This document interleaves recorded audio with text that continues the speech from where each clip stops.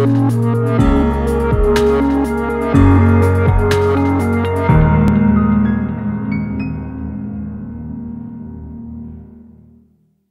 going on, guys? It's Alex, and I'm coming at you today with episode 4 of the vlog. Feeling a little bit under the weather today. I have several children that are sick, and they've seemed to pass it on to myself and my wife and some of the other kids as well. So I'm going to push through it today. We'll see how tomorrow goes. I'm hoping that I'll feel better after some rest tonight. But let's get on with the vlog. I want to talk about a few things. We're just going to jump right into it. Let's start off with smartphones. I did an editorial a few weeks back talking about smartphones and how I feel that consumers are kind of tired and that the smartphone market's kind of reached a peak where there's not as much excitement as there once was. And the iPhone is a good example of that. I mean, the iPhone 7 launch, while it's generally accepted, people were, talked about it. It wasn't what iPhone launches were before. The excitement wasn't there. People weren't talking about it at the water cooler. People weren't lined up around the corner. Granted, there's online ordering and carrier pre-orders that eat into that line, but man, I remember when iPhone 4, iPhone 3 were launched. People were lined up. It was ridiculous, and not so much nowadays. And I think a lot of that is, Jason Bomeister, my senior editor, and I had chatted about this very subject. A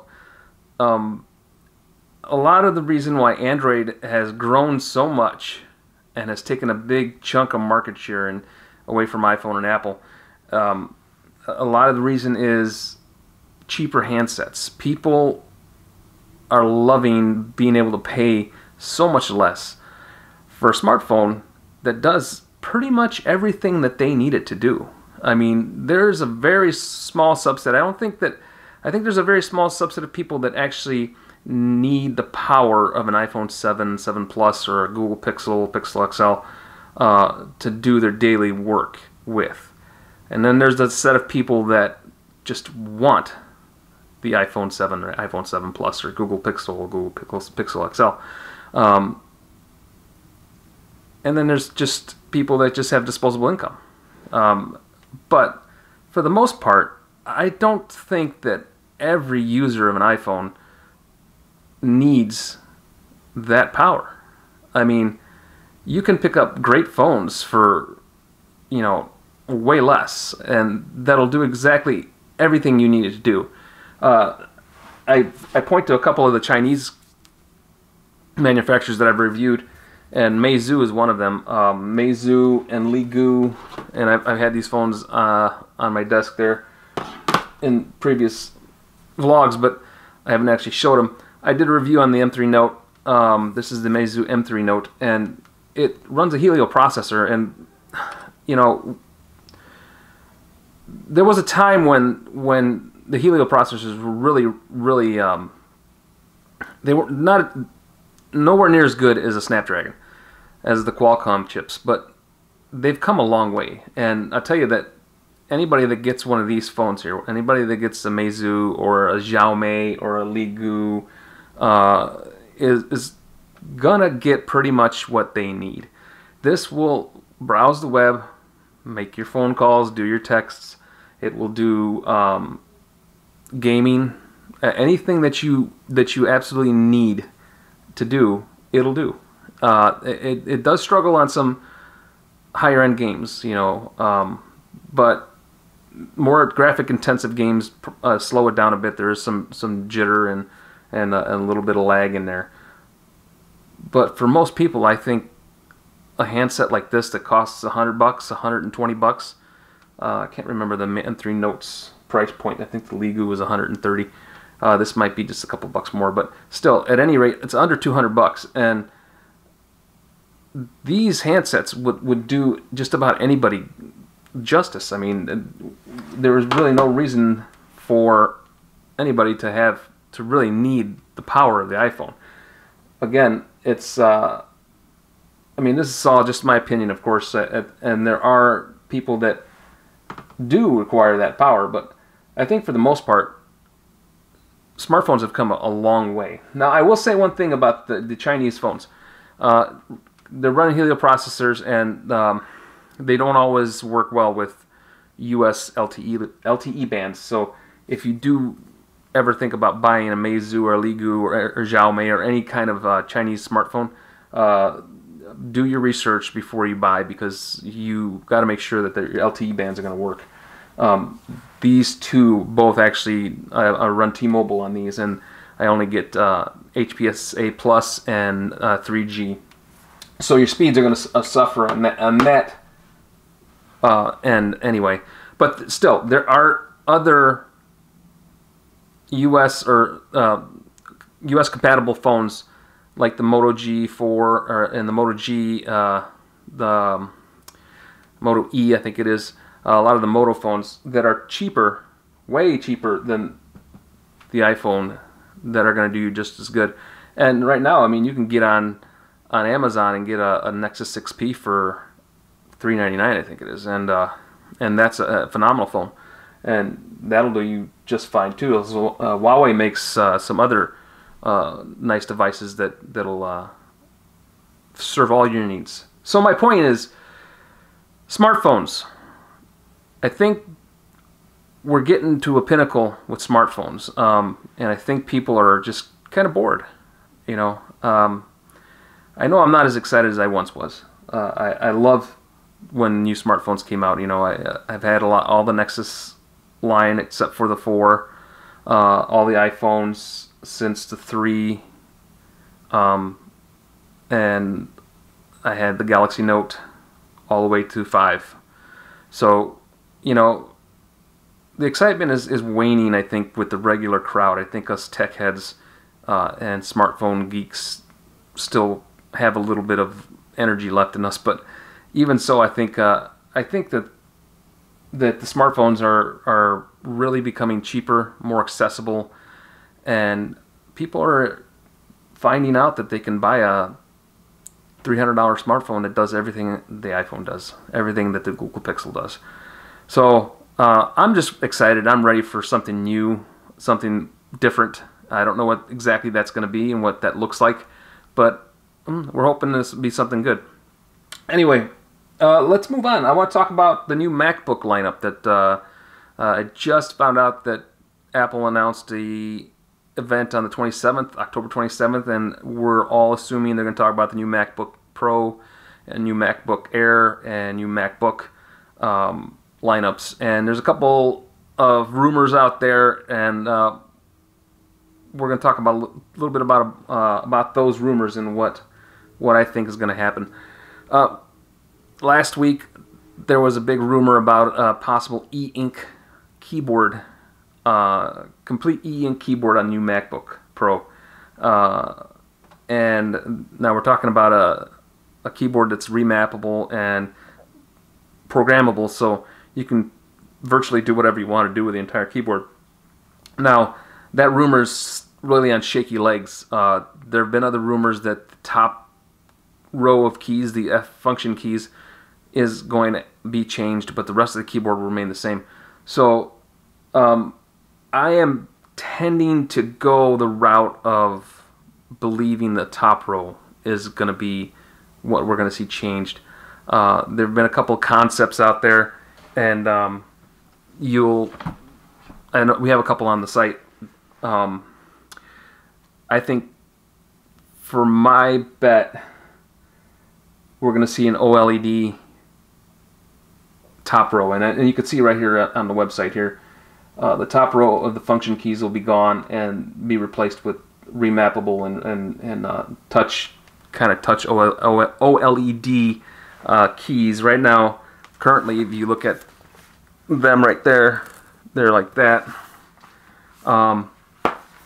So that, I think, is what's going to happen with the keyboard. I don't think that we're going to see an entire replaced keyboard with e-ink or any kind of OLED, anything like that. I think that you're going to have mechanical keys, just regular The one thing I do think that they might do with the MacBook Pro is what they did with the MacBook. They'll replace the scissors mechanism with the butterfly mechanism, so there's less travel in the keys. And to be honest with you, I have a 2015 12-inch MacBook. It's one my wife uses, and it took me a little bit of time to get used to those keys, but they're kind of nice. They have very, very little travel, so it does take a little bit of getting used to. I absolutely love Mac's keyboard the way they've had it for years now, and I hope they don't go away from those chiclet style keys. But I think in an effort to make the chassis thinner, they're going to switch to the butterfly mechanism, just like the MacBook has, and which is fine. I would almost rather see them put that new keyboard in with the butterfly mechanism, but leave the chassis as the same size as it is now. Give us a little more battery. I think that'd be nice. I don't think that's going to happen. But the other thing rumored is the removal of the USB Type A ports. Apple's already taken away the headphone jack this time. They're going to go after the USB-A. So your USB 3.0 ports are going to be gone. Of course, that's rumor. And replaced by USB Type-C and Thunderbolt ports. And there's with any kind of rumor, any kind of speculation, there's the pros and cons of people are going to argue or talk about why they think keeping them is a better idea, or why it's okay to ditch them. And I'm personally, again, I'm okay with the headphone jack being gone off the iPhone. That doesn't bother me, and I don't think that I'll miss the USB Type A ports either. Obviously there's going to be a ton of peripherals that aren't going to work anymore, or you're going to have to buy a adapter or a dongle to make them work. But I think that for the most part, it's going to be an industry standard that we're moving away from USB Type A and micro USB, and we're going to be moving to USB Type-C. So I think Apple sees that, and I think that they're just going to. I think it's a good move. I think that despite the fact that there's going to be a lot of peripherals not being able to be used, or you'll have to purchase adapters, I think that in the end USB Type-C is going to win out, and this is probably the right move for Apple. The other thing, and which I don't agree with, is Apple will be losing the MagSafe adapter charging port. So again, that's on here. If you see there, that's MagSafe 2 right there. And I love this because I love MagSafe 2 because it saved my laptop more than a couple times. When one of the kids trips over the cord. With USB Type-C, you're not going to get that. You're not going to have that breakaway safety barrier, that safety net, where the cable's just going to pull off and the laptop's going to sit there. Somebody trips over your cable now, it's going to get pulled off the table, or it's going to break off inside of the port.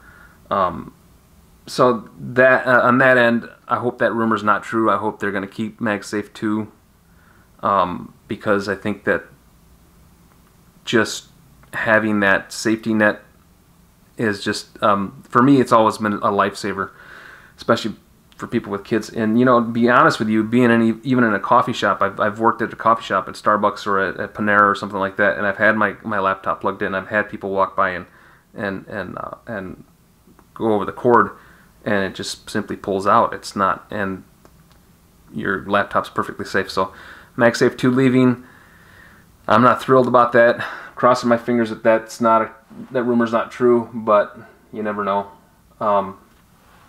So I think that's it. We talked a little bit about smartphones. I think that the smartphone market is stagnant right now. I don't see anybody doing anything really exciting. Google's trying to pitch their Google Assistant on the Pixel. You know, I haven't played with it yet, so I can't give too much of a thought on that, other than I'm not, you know, not sold on the whole assistant thing yet. Apple hasn't really done a whole lot. I mean, they've refreshed some of the stuff in the iPhone 7, 7 Plus. You know, it's a great phone. Don't get me wrong. I'm not saying that the Pixel or the iPhone aren't great phones, and that they're you know, they're not worthy of the position they're in. They absolutely are. I just think that I think for the most part we're not seeing a whole lot of innovation right now. It's just kind of staying afloat in the smartphone market.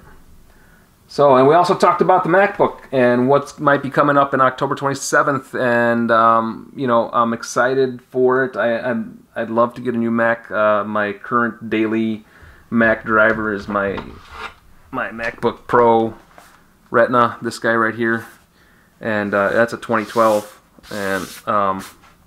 and you know, it's seen better days, and it definitely needs a refresh. The one I was showing you over here is a MacBook, a 13-inch MacBook, and it's got a busted screen on it. So it's this one's definitely seen better days. If you can see, there